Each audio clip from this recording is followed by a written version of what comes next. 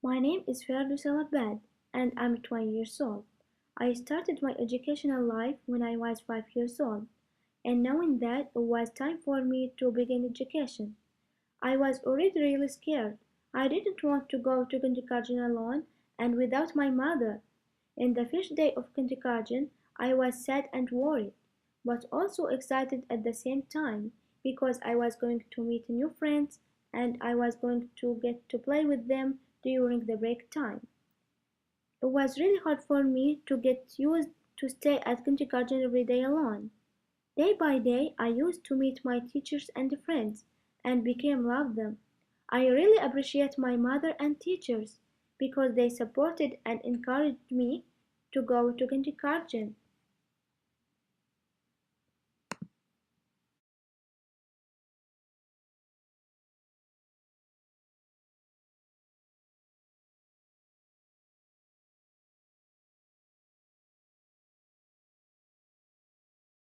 I began to study ballet and traditional Chinese dance when I was 7 years old, and I studied 4 hours every week.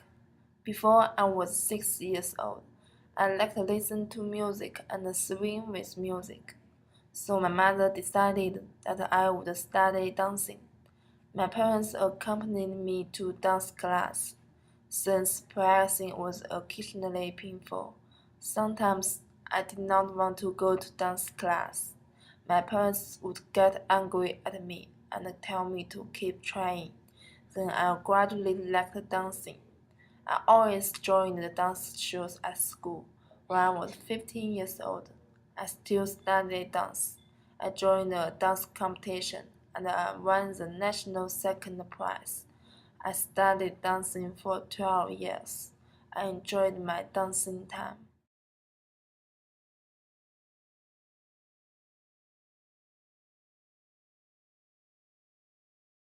Well, I'm going to tell you about an experience. A bad experience, actually. After I finished high school, I had to move to another city to study at a college. I went to a city called Asunción, the capital of Paraguay, which is pretty far from my hometown. There, I studied computer science as a major, and I also opened a computer shop with my father's help. On the 14th day of my business, it was going pretty well. I was earning some money. However, that day my shop was robbed. It was a pretty sad experience. It was Saturday morning, right after I opened. Two guys came inside my store and they were very aggressive to me. They had guns and they said if I did not cooperate with them, they will kill me. They closed me in the bathroom and stole my computer stuff and cash that was in total almost $4,000. After several hours, I called my parents and I told them what happened to me. After a few days, they told me that the best choice was to move to a safer city.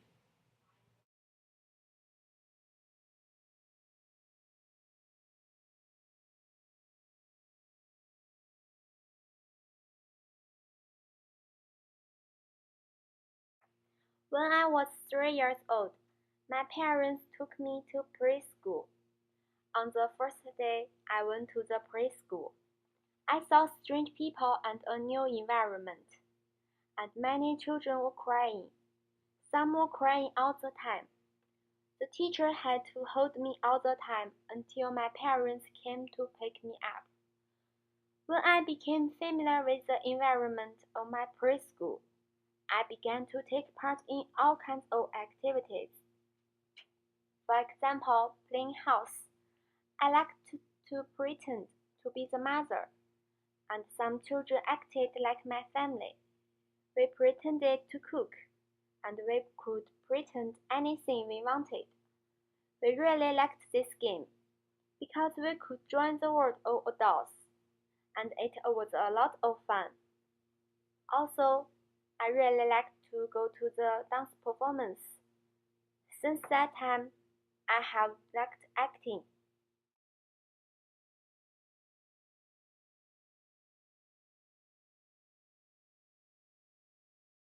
When I was 11 years old, I wrote a poem about my country to read in front of my school. On that morning, my teacher said to me, "You aren't going to read it. There's a girl who's better at reading than you. I didn't say anything at that moment because I was shocked. When the girl read my poem, I was thinking, is she reading my own words? Until now, I struggled with what that teacher said because I thought for so many years that I'm not good at speaking in front of people. This summer, I decided that her words are not going to affect me anymore. I won't believe in her words anymore because I'm better than what she said.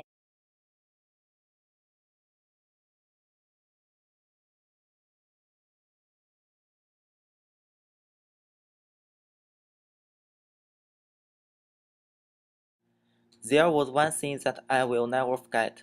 The Spring Festival is our traditional festival. During Spring Festival, people usually visit their friends and relatives. When I was 9 years old, my parents and I took the bus to visit my grandparents. On the bus, I had a good seat. When the bus arrived at a village, an old woman got on the bus. Unfortunately, there was no seat for her. She had to stand next to me. I wanted to stand up and let her sit down, but I was afraid of hearing some people say, "That boy wants to be praised." When I looked around, a lot of people were looking out of windows and some were sleeping. Suddenly, a little girl stood up and let the old woman sit. She said, "Thank you very much," and she smiled. The girl smiled too. At that moment, I was very ashamed.